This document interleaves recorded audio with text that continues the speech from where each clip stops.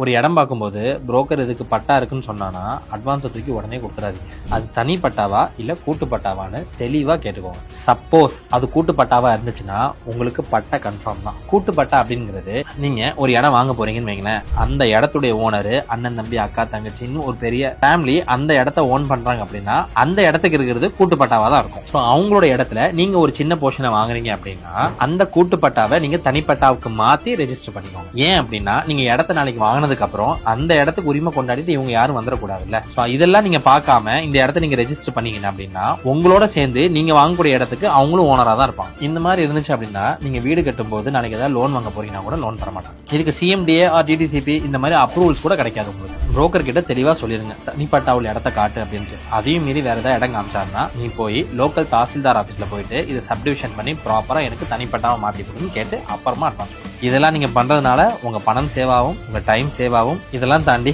யாருக்கிட்டையும் நீங்க ஏமாறாம இருக்கலாம்.